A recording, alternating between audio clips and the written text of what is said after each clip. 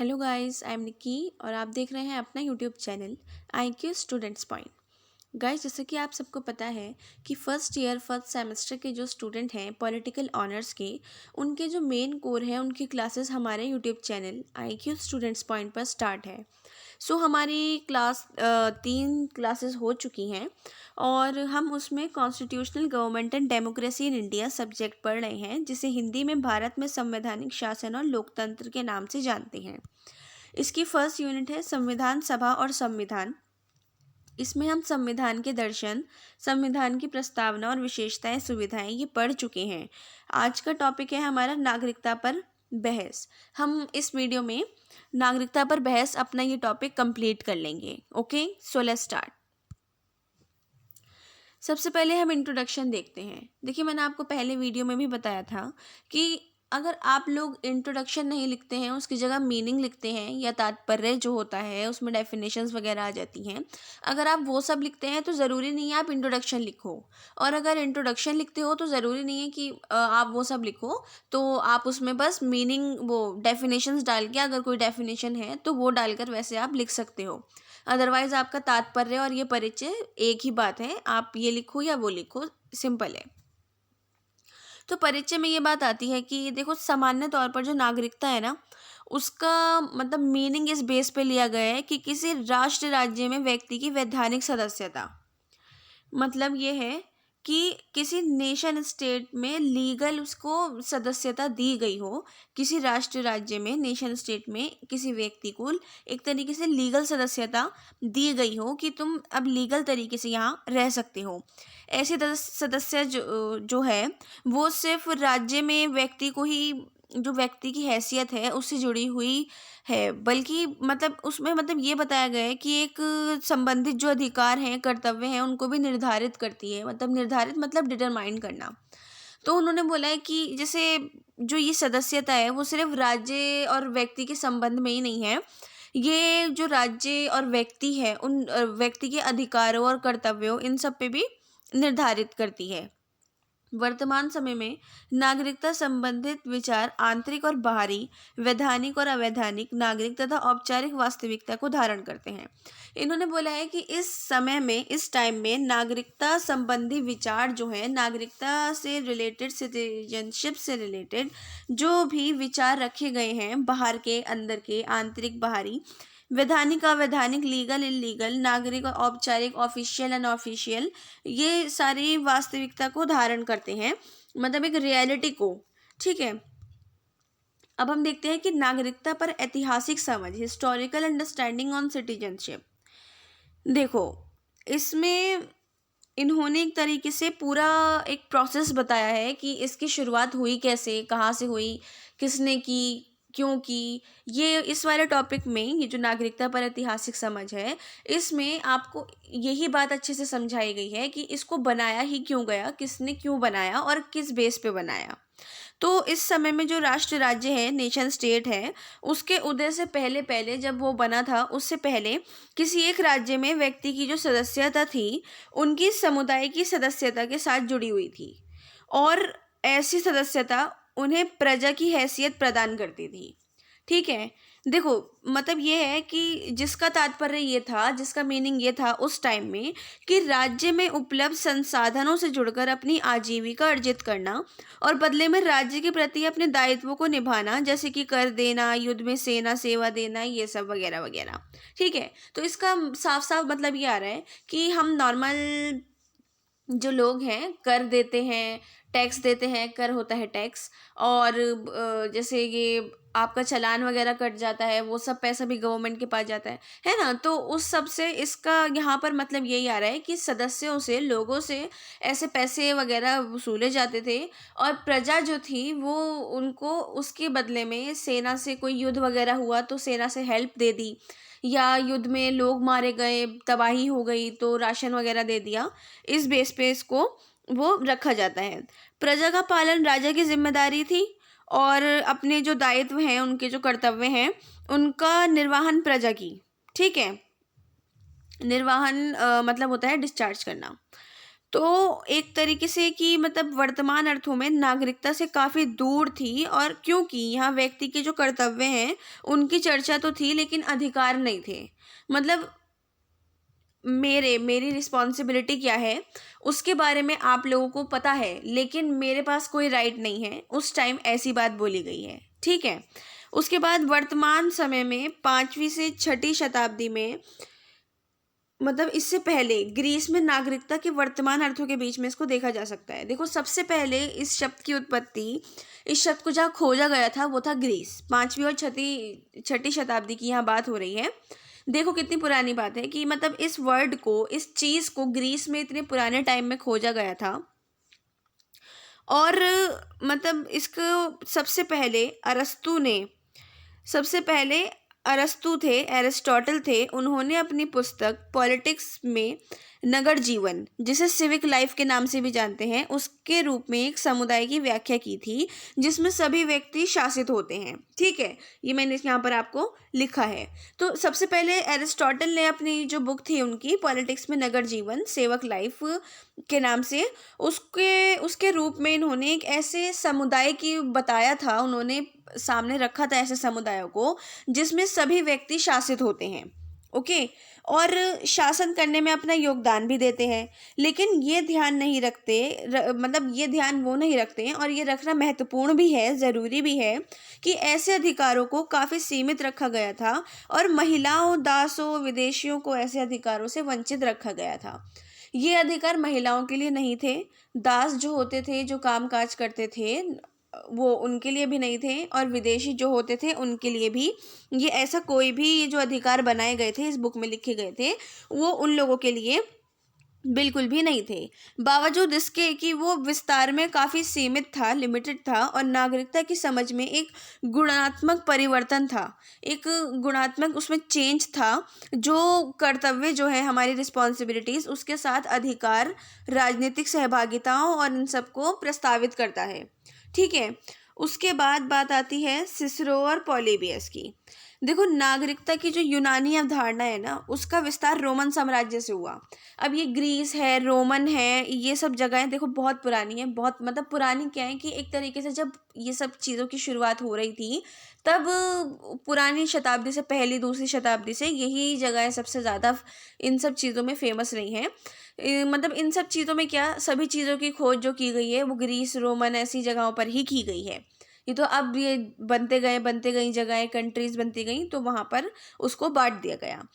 तो सिसरो और पॉलीबियस जैसे जो यूनानी रोमन विद्वान थे, उन्होंने नागरिकता की ऐसी अवधारणा की संकल्पना की जो सीमाओं द्वारा निर्धारित होती थी, और राज्य की सीमा के अंदर समाहित सभी क्षेत्रों के व्यक्तियों को नागरिकता का कानूनी अधिकार दिया गया, लेकिन ये राजनीति में सहभागिता के अधिकार को शामिल नहीं करता था।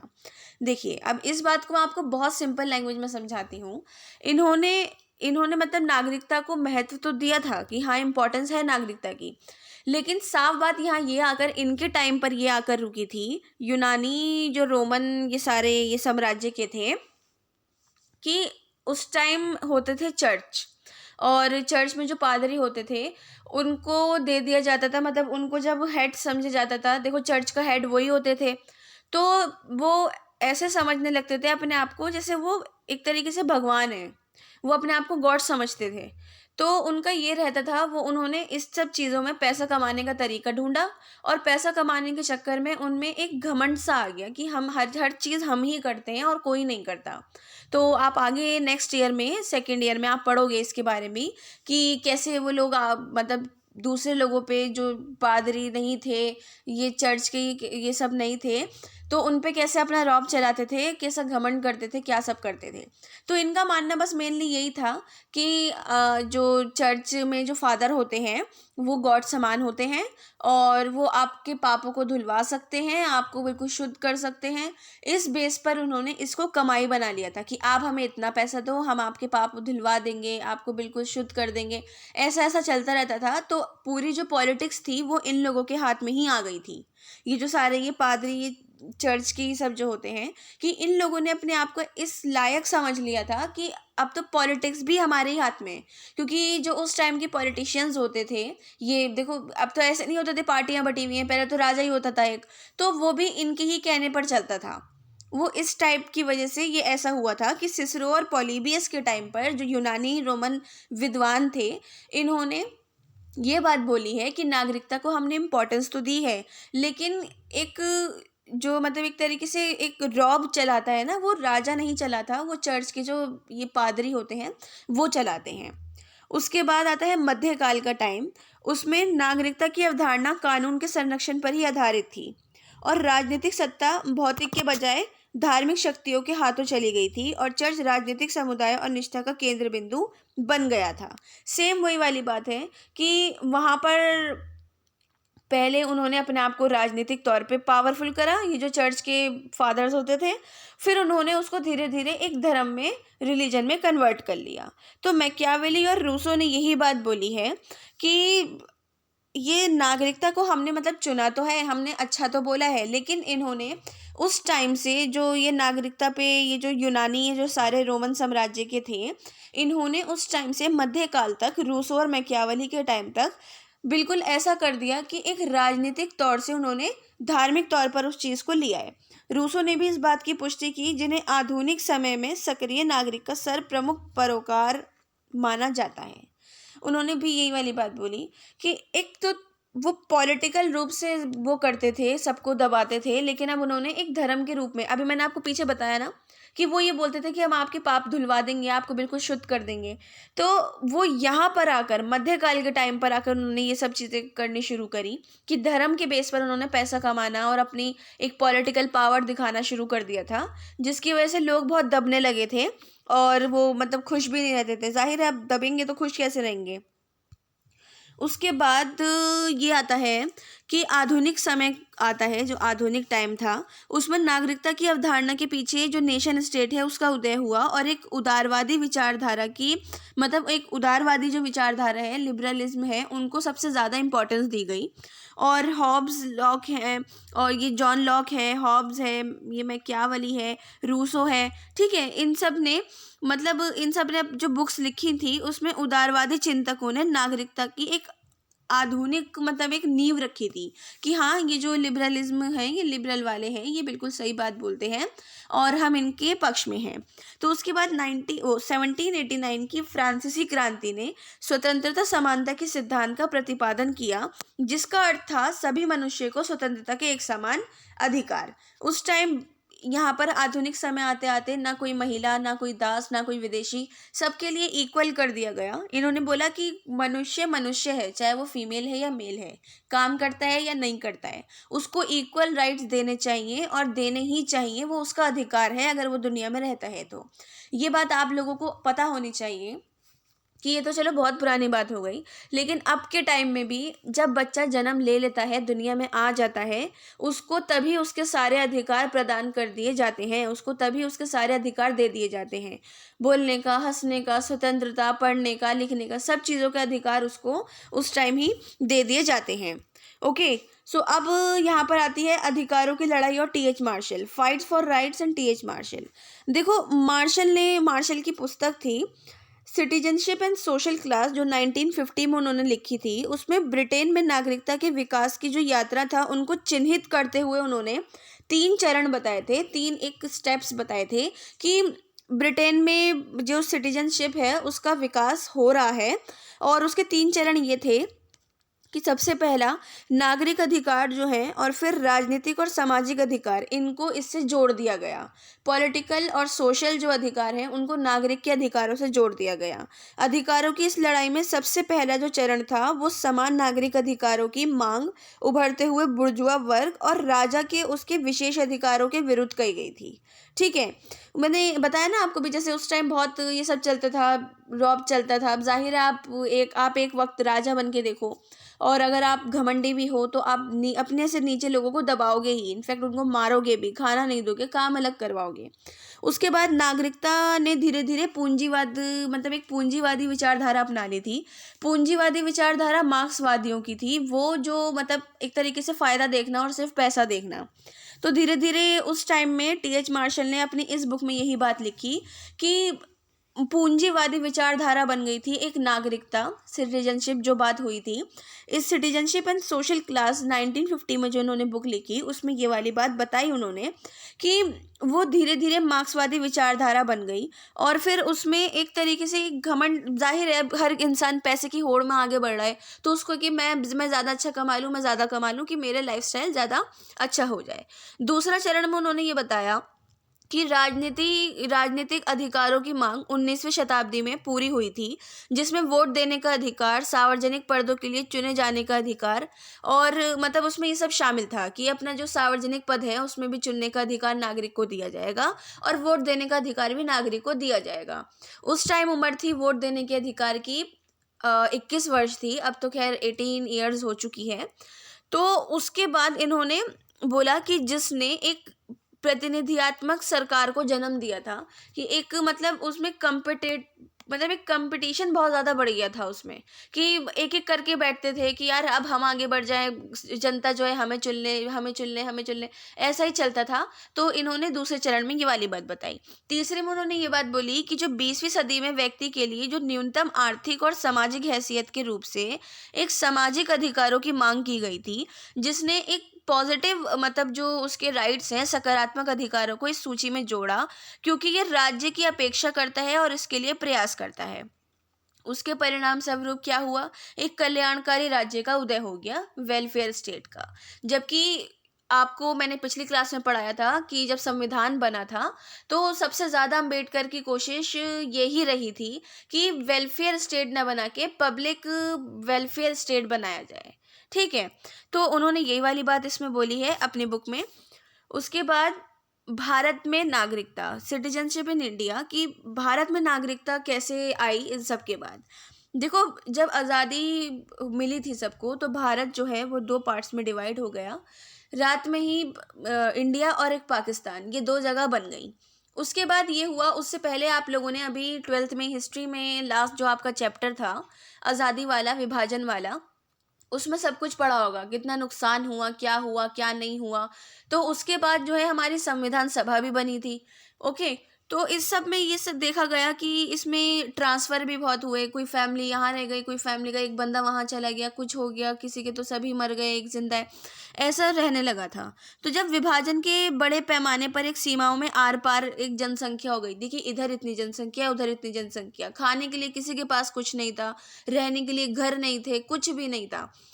उसके बाद जहाँ एक विचार भारत की सीमाओं में जन्मे और निवासित सभी व्यक्तियों को एक समान सार्वभौमिक नागरिकता देने का पक्षधर था, वहीं दूसरे पक्ष में एक सांस्कृतिक निर्जातीय आधार पर एक यूनिवर्सल तौर पे नागरिकता प्रदान करने के बहुत सारे समर्थक थे। अच्छी बात है, यूनिवर्सल तौर पे की जाए तो सभी को समान अवसर मिल जाएगा। संविधान सभा ने केवल संविधान लागू होने पर ही नागरिकों की पहचान कार्य जो उनका विधान पालिका को था उन्होंने वो सौंप दिया था। इसका मतलब ये है कि संविधान सभा ने जब विभाजन हो चुका था तब विधान पालिका को लेजिस्लेटिव के ऊपर ये काम सौंप दिया था कि नागरिकता इंसान को कैसे दी जाएगी, उसके क्या क्या राइट्स होंगे, जिसके तहत भारतीय संसद में नागरिकता अधिनियम 1955 को लागू किया गया, जिसमें अब तक 8 बार संशोधन किए जा चुके हैं। और 8 बार जो संशोधन किए गए हैं, मैंने वो ईयर्स यहाँ पे लिखे हैं। स्टूडेंट्स, आपको ये ईयर लिखने बहुत ज़्यादा ज़रूरी है, क्योंकि सबसे ज़्यादा जो नागरिकता के इसमें ये एनआरसी का ये सब में जो चेंजेस हुए हैं ये इन्हीं ईयर्स में हुए हैं, और सबसे लास्ट जो हुआ है वो 2015 में हुआ है। ये अधिनियम 1955 में बना था और जब से अब तक लागू होने के बाद इसमें 8 बार संशोधन हो चुका है। उसके बाद बात करते हैं हम संवैधानिक प्रावधान, जो कॉन्स्टिट्यूशनल प्रोविजंस हैं, कि संविधान के भाग 2 में अनुच्छेद 5 से 11 तक नागरिकता पर ही चर्चा की गई है, कि नागरिकता के बारे में ही 5 से 11 तक अनुच्छेदों में बताया गया है। 26 जनवरी 1950 को संविधान लागू होने के समय 4 श्रेणी के लोग भारत के नागरिक स्वीकार किए गए थे। वो कौन कौन थे?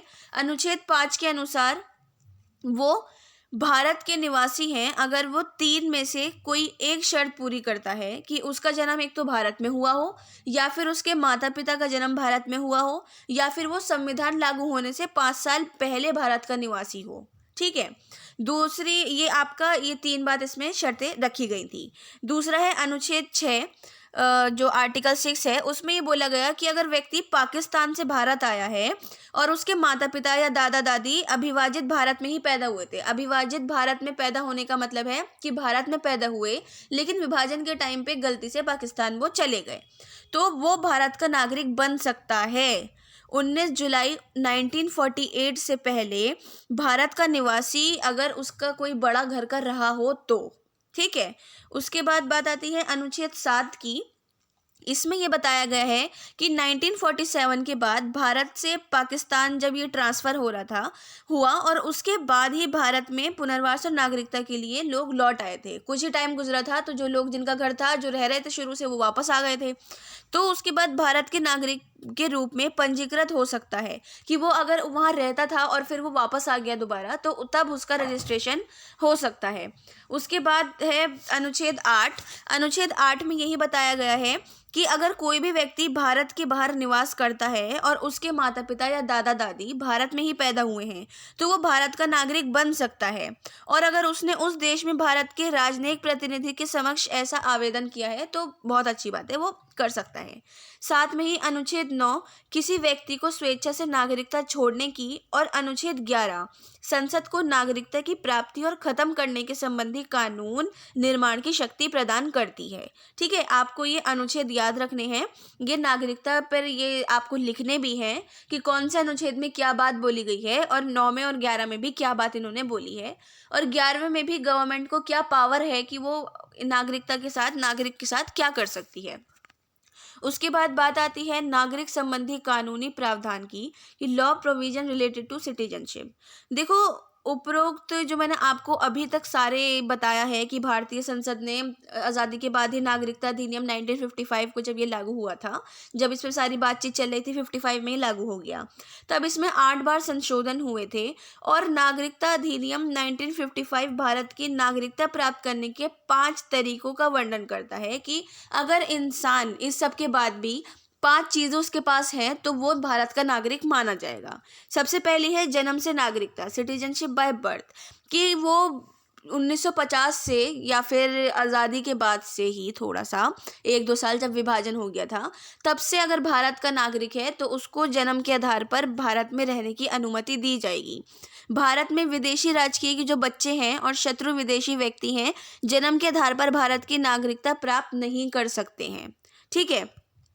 सेकंड है वंश के आधार पर नागरिकता, कि एक सिटीजनशिप बेसिस ऑफ लाइनेज की, मतलब इसमें ये बोला गया है कि 1950 या उसके बाद 1992 से पहले पहले भारत से बाहर हुआ था और वंश के आधार पर भारत का नागरिक है, तो उसके पिता उसके जन्म के समय भारत के नागरिक थे।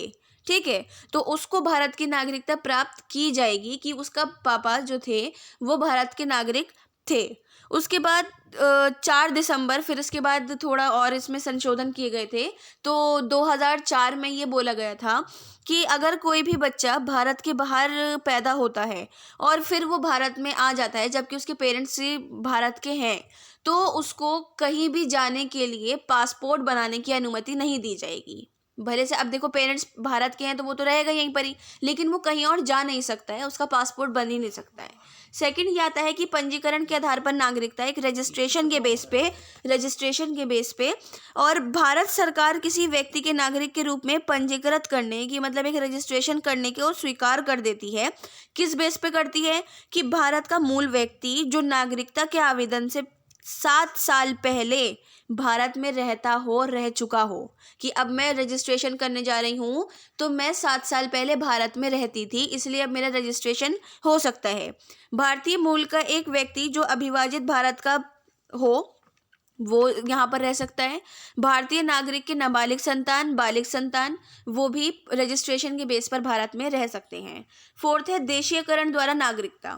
सबसे पहले तो देशीयकरण का मतलब ये होता है कि एक आधुनिक जो राजनीति है उसमें वो सिचुएशन जिसमें कोई राष्ट्र किसी विदेशी व्यक्ति को अपने यहाँ पर नागरिक बनने का अधिकार देता है और अपना सदस्य बनाता है। देशीयकरण का मतलब होता है ये।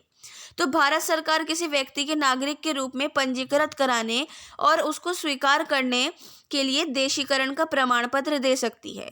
उसमें क्या क्या सिचुएशंस होती हैं कि वो किसी ऐसे देश का नागरिक ना हो जहां भारतीय नागरिकों को देशीकरण द्वारा नागरिकता की मनाही हो। कि आप एग्जाम्पल के तौर पे ले लो अमेरिका, देखो मैं एग्जाम्पल के तौर पे बता रही हूँ, आपको ये नहीं बता रही कि वहां पर ऐसा होता ही है, ठीक है। अगर भारत ने बोला है कि मैंने अभी बताया देशीकरण में ये बात बोली गई है कि किसी विदेशी को भारत अपनी मर्जी से अधिकार देता है, उसको सदस्य बना लेता है, और भारत ने एग्जाम्पल के तौर पे आप अमेरिका के देशों वहाँ के लोगों को मना कर दिया कि हम तुम्हें अपनी सदस्यता नहीं देंगे, तो वहाँ का व्यक्ति भारत का नागरिक नहीं बन सकता।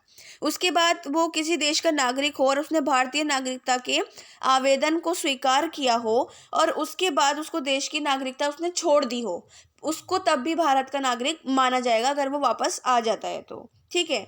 पांचवा है नए क्षेत्रों की समाविष्टि द्वारा नागरिकता, कि एक किसी विदेशी क्षेत्र के भारत में शामिल होने पर कि भारत सरकार ये निर्धारित कर सकती है कि उन क्षेत्रों के कौन से व्यक्ति भारत के नागरिक हो सकते हैं। जैसे एग्जाम्पल के तौर पे पौंडीचेरी पहले भारत का हिस्सा नहीं था और 1962 अधिनियम के बाद पौंडीचेरी को भारत में मिला लिया गया जब वो आज़ाद हुआ था, तो उसके बाद ये वाला एग्जाम्पल के तौर पे इसमें बताया गया है।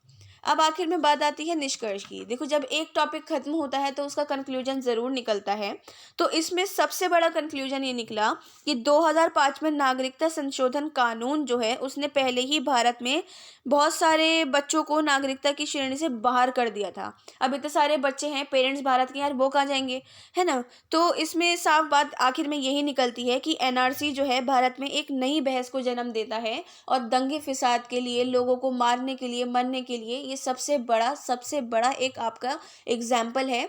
और अभी भी जस्ट आप इसमें अपने आंसर में एग्जाम्पल के तौर पे लिख सकते हो, जो अभी 2019 से दिसंबर में जो दंगे चले थे एनआरसी को लेकर कि लोगों मार रहे थे बेफालतू में, वो तो प्रोटेस्ट ही कर रहे थे लेकिन उनको मारा भी गया था, सेफ्टी उन लोगों को मिली नहीं थी इस वजह से। सो आपका जो संविधान सभा और संविधान यूनिट फर्स्ट टॉपिक खत्म हो गया है। सेकंड टॉपिक पर नागरिकता पर बहस खत्म हो गई है। नेक्स्ट क्लास में हम राज्य के नीति निर्देशक सिद्धांत पढ़ेंगे और नेक्स्ट क्लास हमारी वेडनेसडे 13 जैन को होगी। सो आज की क्लास को लेकर कोई क्वेश्चन हो, डाउट हो या सजेशन हो तो आप हमसे कमेंट बॉक्स या हमारे टेलीग्राम चैनल पे पूछ सकते हैं। So thanks for the watching and best of luck all.